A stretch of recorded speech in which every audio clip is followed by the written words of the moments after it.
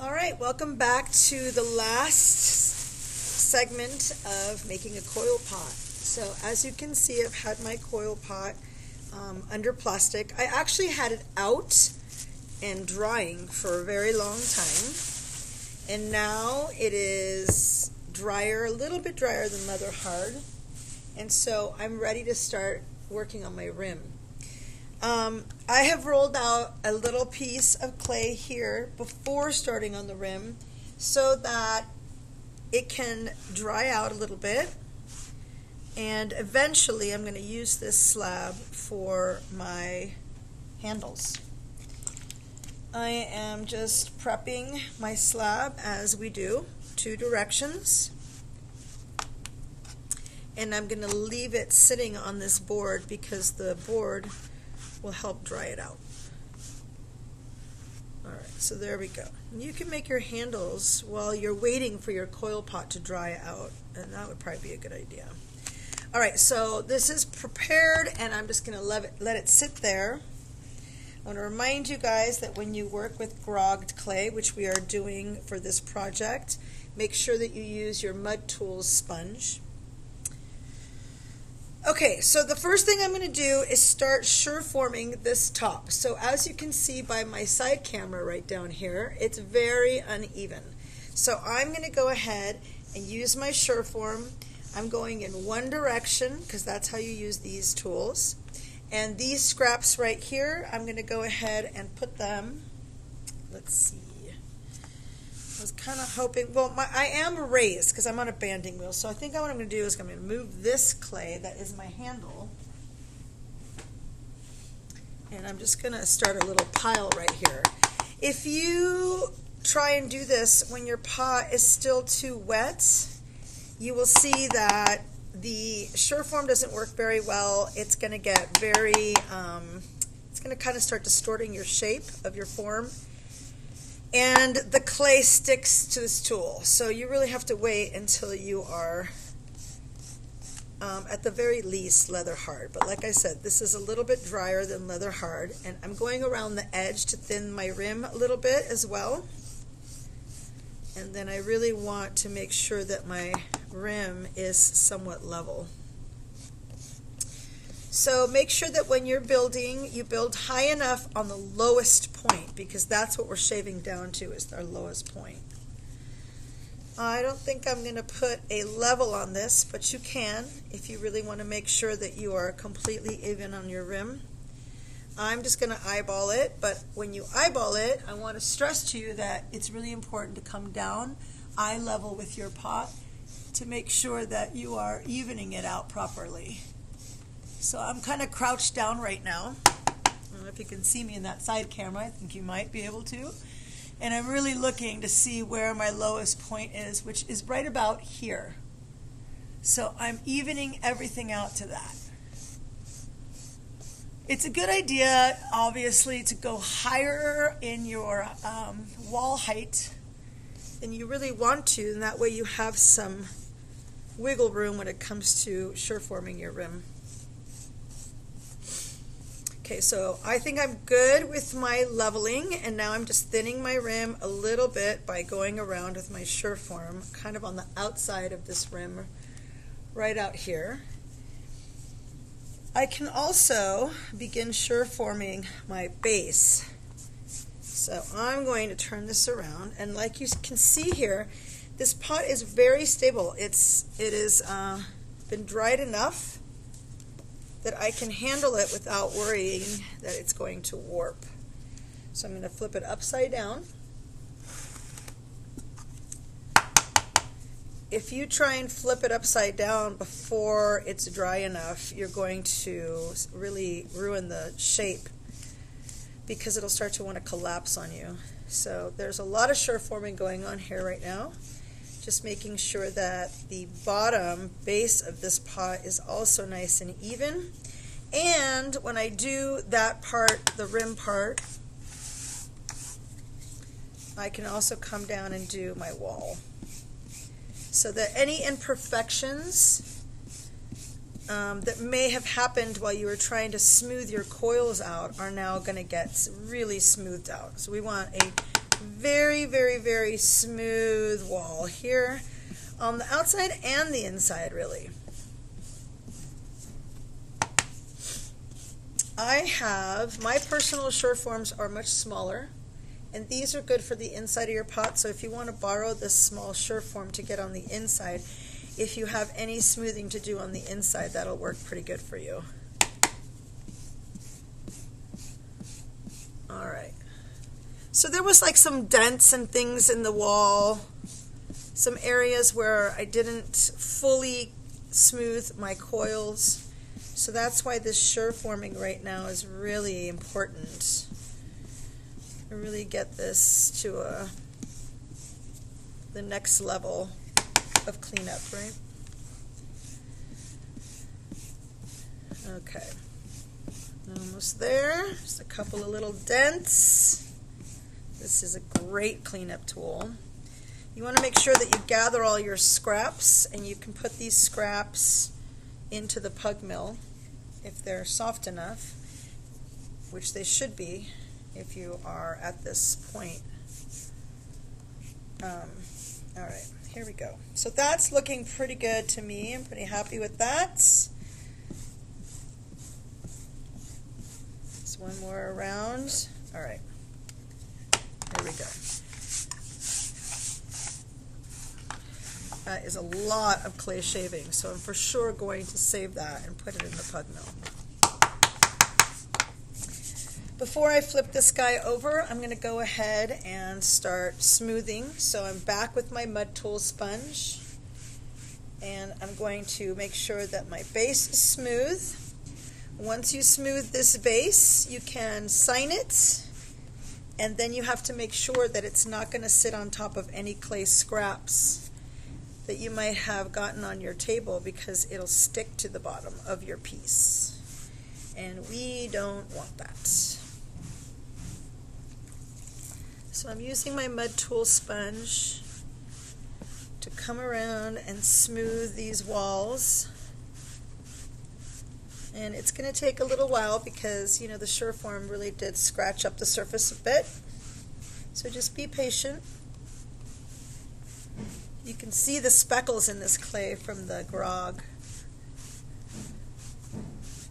And while you're doing all of this, the idea being that the slab that I rolled out, my little small slab, which should be the same thickness of clay as your walls here, my slab for my handles is drying out. And this pot is now, since I'm adding a little bit of water, is getting a little hydrated, so they'll meet in the middle when they're connected. At this point, I'm pretty smooth, but I still have this texture, a little bit of the texture from the Surform. So I mean, you can keep going here, and you can also start using your rib to really start in smoothing that out. The rib will for sure help.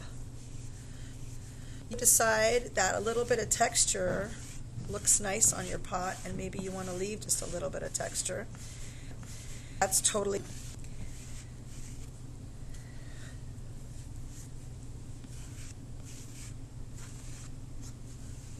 Okay, the rib did a lot of help. It really got in there and helped the smoothing process along pretty nicely.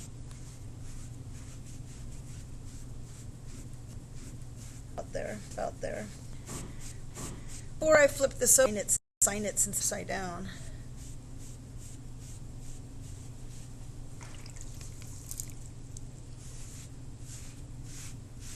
One more pass right here, and good to go. All right. I'm going to go ahead and sign this guy. You can sign in the middle if you want. I think I'm going to sign a little off to the side. Please remember that your signature does not need to be huge, but it does need to be done in pencil. I personally like to put ace to my name when I sign. So there's my little star. Now I'm going to flip it back over again.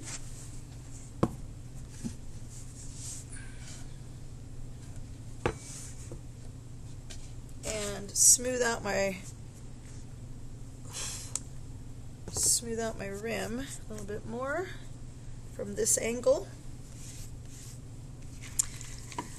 Really important to keep in mind that we don't want any hard edges, so always a smoothing sponge at the very end is important.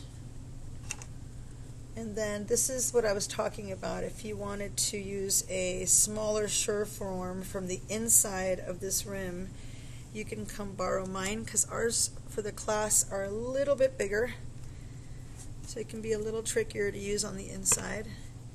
I've done it, but the small ones are a little easier for sure. If you leave these crumbs to dry a little bit, they'll be easier to pull out. And I don't know if this is obvious, but I'm going to mention to you guys that it's very important when you attach your handles that you do not hold your pot from the handles until it has been glaze fired. The handles will not be strong enough to support your coil pot until it has come out, not just the bisque fire, but the glaze fire. So that is very important to keep in mind. I've watched people pick up their pots and have them drop to the ground because the handles were not stable yet. So be very careful with that.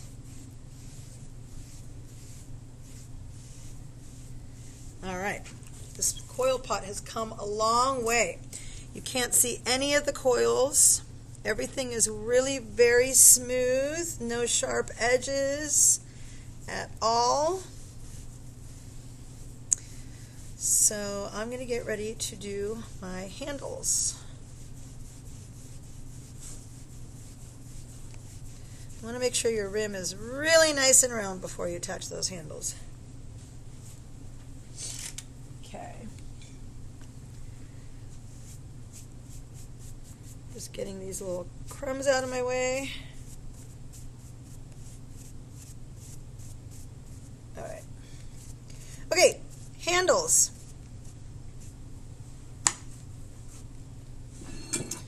On this pot, you can see that I used this decorative edge handle, and what I've done with this one is I've used this flour cookie cutter, cut one piece out and then cut that in half. Put half on one side, half on the other, and then I pushed a little hole in it because I think it's nice to have a negative space in your handles. For this pot, I think I'm just going to use a solid circle. So I'm going to move this guy over just a little bit and make sure there's no clay underneath me here. Bringing back the slab that I rolled out. It's way more than I need, so maybe you guys can even share. I usually do a couple, because if one doesn't work out, then I have another to fall back on.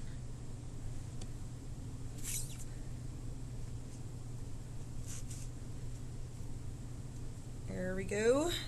I'm going to save this piece of clay just in case. As always, we want to smooth edges before we do anything else. Smooth your edges. Okay.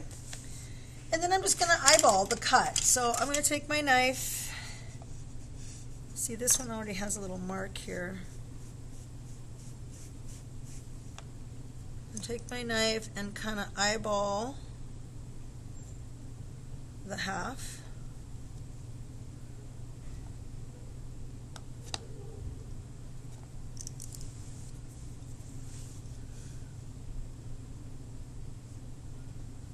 And the half. I think I like these two better. So I'm going to use these two for my handles. Great. All right, they're smoothed out. I'm going back to my coil pot.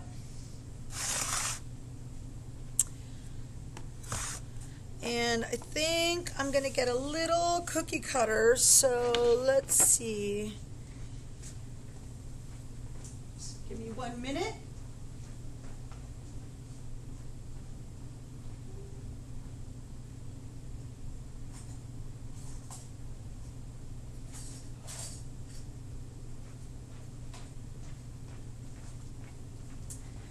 All right.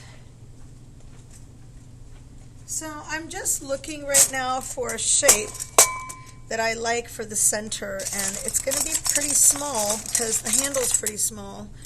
I could do a circle. I kind of want to follow this shape. People have done stars, people have done hearts. That's a possibility. This is what I'm looking for as my oval, so I think I'm going to stick to that original plan. Okay, let's see. Put this up here so you can see it a little better. Oops. And I'm going to go ahead and just cut.